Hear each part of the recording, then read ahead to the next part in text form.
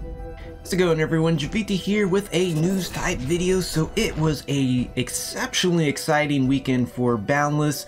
There was a free weekend for Boundless on Steam. Not only that, it was 30% off, or actually it's 30% off until the 4th of, what month is this? February? Something like that.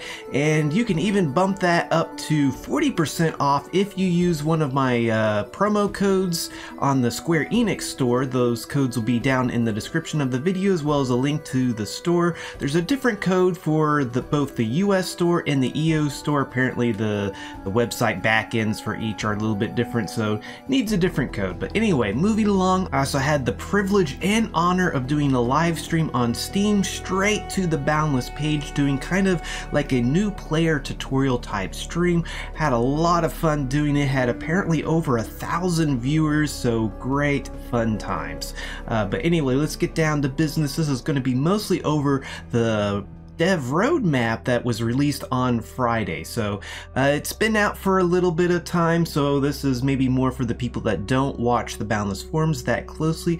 But yes, we have incoming special worlds. So these are the long anticipated worlds that, well, they're going to be the tier 7 worlds basically, but they have kind of a twist. For a while now, there's been talk of having like temporary unstable type worlds that they'll come into existence, stay for a limited amount of time, and then be gone forever. So apparently that is how the tier 7 and probably tier 8 worlds are going to actually function. These worlds are not going to have any kind of world regeneration. You can't place beacons on them and build. So in other words, this gives the devs a fully destructible sandbox in order to implement new features down the road. And they even go out of their way to say as such. So I'm gonna kind of take that to think like, oh, this is gonna be the Titan playground where the Titans can romp around and destroy the whole world as they see fit without having to basically disturb player builds and things like that. So it's a possibility that's pure speculation, but who knows. But as you can see in the screenshot right here, if you can call it a screenshot, we have, let's see here, I always want to call it dark matter. It's a rift. We got a rift slingbow, rift bomb. If you're unfamiliar, I did a video on the elements, and so rift would be balanced as far as its personality. Blink is naturally swift, and then if you know, the only one left, dark matter, would be heavy. So if you're unfamiliar, all the tools, or all the gym tools at least, have one of these three personalities. It'll be swift, heavy, or balanced. So that's kind of, and the special materials are actually kind of primal elements or precursors to the gym elements. So each of the three special materials, Blink, Dark Matter, and Rift, actually kind of give birth or put out 2 gym elements each. So I forget exactly the relationship. I have it's in the elemental video. I can link that somewhere. Maybe a little whatchamajigger tag up in the top corner. But anyway, so moving along, I could probably spend hours upon hours talking about these, but again, limited worlds, there's going to be like a constant stream of these new special worlds. So, and since there's no world regeneration, they say it's like, oh well, you know, by the time you're done with this planet, a new one will be coming out. So something that's kind of interesting, if you look in the knowledge tree as far as gyms, gyms are only listed being on level 5 to 6 worlds. So theoretically, according to that, there's going to be no gyms on these special worlds, even though on other resources they list being anywhere from like level 1 to 8, depending on what they are, like copper or even titanium, I believe, says it can go all the way up to level 8 worlds. So that'll be pretty interesting, because they say that the level 7 worlds will include these special worlds with the special resources, but that also means that we might get like some high level metal, coal, and maybe even lush planets, like say go to a lush tier 7 world and find a much higher concentration of, say, glow caps or something that drops reactive lamella, those higher tier resources that you have to spend quite a bit of time either breaking blocks or hunting down the surface resource that actually gives it. So sounds pretty exciting to me. But moving along, we have the Gleambow Racing. This is what it looks like. It's going to be kind of like the St. Patrick's Day seasonal event. Not a whole lot is known other than the little teaser that we get. Those like, oh, race to the end of the Gleambow and get some loot. So I guess it'll kind of be like a loot meteor, so you'll see a rainbow, race to the end of it, and then if you make it there in time, get some rewards that will allow you to craft things. There'll probably be some special headgear, maybe even a body paint. The Lovestruck event got some special body paint, so who knows? We'll just kind of have to wait and see, but sounds pretty interesting of like a time limited event, because there's really not much of anything in Boundless that gives you a time limit or asks you to get to somewhere quickly, except for maybe sort of meteors, but even that's not much of a rush. Of course, the Hunter still is on the way. The devs joke that they have the Hunter coding for them. They're even maybe considering giving the Hunter a full-time position, and jokingly tell the Hunter to get back to work writing its own AI. Of course, the Poles and Beams over here has already been released in release 213, and then after that is farming. So this stuff up above here, this is what is an active development, and then down below here, this is going to be like the next major feature after this. If you're familiar with their previous kind of roadmaps, you know that certain things will kind of get slotted in before other things. Like the Hunter's been up here from the start, but we also had things like, oh, new blocks and guilds, and so this is very much a flexible roadmap. It's kind of, this is what we're currently working on. This is going to be the major feature after these things, but certainly things can get slotted in before the farming. But the exciting thing is that they do give us some additional information on the actual farming development. So, and actually, something that did not make it into at least the picture up above is that there's new guild buffs on the way. So there's 4 new planned guild buffs. We have the Home Healing Helix, which will give your guild members healing whenever they are in a guild aligned beacon. So that will be really nice. Particularly, it'll encourage guild members to actually align their beacon to their guild so they can get the home healing effect.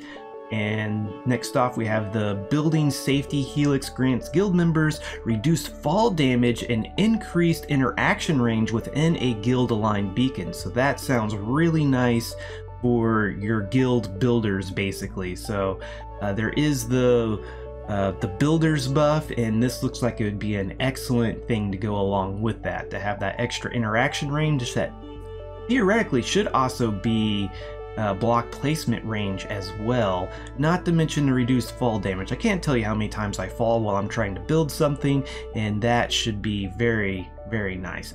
There's also the Brew Extension Helix. I was a little bit disappointed with this one because it's like, ooh, my brews are going to last longer, but the length is extended whenever you kill a creature, so really handy for hunters, not so handy for maybe somebody that's mining. So I was a little bit disappointed in that. However, for hunters, that's going to be amazing, especially like maybe using those speed or strength brews to be able to power through those creatures even faster. And now the duration of those brews will be extended. And then finally, we have the Greater Healing Helix. This heals guild members whenever they harvest surface resources, plants, and boulders, in parentheses there. So that sounds pretty nice for anybody like a surface gatherer. Of course, most surface gatherers simply take stealth, but every once in a while, you know, they'll still get something that gets a little unhappy with them. So that'll be kind of nice to help them keep their health topped off, and potentially could be even useful for hunters. Like, you know, you're going from meteor to meteor, maybe you take some fall damage. Oh, there's a plant, let's break it and get a little bit of health. Kind of be interesting, is like, well, how much healing? Maybe you get a buff that heals you over time for like 30 seconds, or it could be you just break a boulder and you get 5,000 HP probably. Probably it's not going to be that much. It might even scale to your maximum health, so instead of healing a set amount, it might heal a percentage. So anyway, interesting things. We also have global chat incoming, so we'll have a global, or I guess maybe intergalactic might be a better term. But for shops, trading, looking for group, and questions and help. I'm a little bit leery of this one because I'm afraid one of these channels are going to be sacrificed and used as like a general channel. Like most MNOs, you know, there'll be like a general channel where everybody will just like, let's see how much trolling we can do or something. So I have to imagine maybe the questions and help might turn into more of a general chat, but at any rate, this should be really nice. A little extra advertising for shops. If you're trying to find a hunt group, then you know that's going to be really nice, the looking for group channel.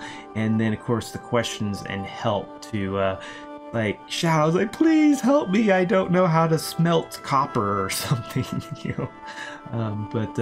And then also we have advanced locks incoming. So this is going to work together with basically the guild system to allow more personalized basically permissions to like certain machines, storage. So we don't have a whole lot of information. It just says for giving permissions to individuals and guilds to access storage and machines.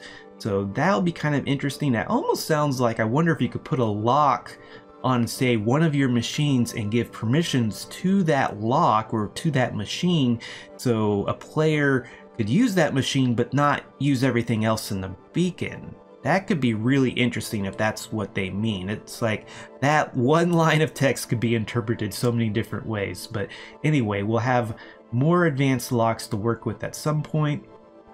And then finally down here, probably one of the most exciting things is they give some information on the upcoming farming. I don't know about you all, I'm super excited about the farming. It's been like the one thing is like, what is Boundless missing? Oh, farming. Farming is like, you know, so integral to this type of game, or at least I kind of feel like. I always enjoyed, say, like Minecraft and other games, of being able to grow my own crops. It gives more of a purpose to your base other than just storing all your stuff, of it actually being able to produce things for you. So they outline a total of 4 different types of farming, which sounds just amazing. So first off, we have organic farming. This is kind of everything you expect, irrigated with placeable water. You didn't quite catch that, placeable water. So you'll be able to take water and place it somewhere else. So that's going to be amazing. So that's going to be kind of like your food products. They've promised that there's going to be more interesting than cabbage, but yeah, we have no clue what types of things will actually be farming as far as organic. Then they go on to list inorganic farming. Like, what? Inorganic farming? So grow yourself a nice bit of kindling mass? What is that? Combustion fraction? Irrigated with placeable lava. So we're going to be growing things with both water and lava. So that is going to be amazing. We'll now be able to use water and lava to decorate our builds, not to mention actually grow things with this stuff. Next up, we have garden flower farming. This is basically, it sounds like for decoration, so it brings some much needed life, color, and prestige to your home. So we'll be able to, I guess, grow decorative flowers, it sounds like. So that would be pretty cool. Like, I don't know, I kind of want like hanging flowering vines, but we'll have to see what actually it turns out to be. And then dripstone farming, this sounds kind of interesting. Almost sounds like moldy fungus type mushroom maybe farming, but says cultivate your own dyes by farming throughout the known worlds. Each world atmosphere will mutate your crop's tint, and with skill and perseverance you'll open up the full spectrum of building materials. So way back when they first introduced the current 255 color palette that they have, they mentioned that this made possible a dyeing or tinting type system. So it sounds like dripstone farming is going to finally enable or bring this to the game. So we'll be able to, say, take that ugly old, you know, what is that rock called? A warm yellow stone from all the tier 5 planets, and turn it into a hot pink or a bright, vibrant green or something. So that will be really nice. And not to mention, I was kind of wondering if they're going to do this to actually encourage you to farm across the universe, because I mean, we have all the elemental planets and the coal atmospheres and the metal atmospheres of, like, you could take that and, like it says, you know, the atmosphere mutates the crop's tint.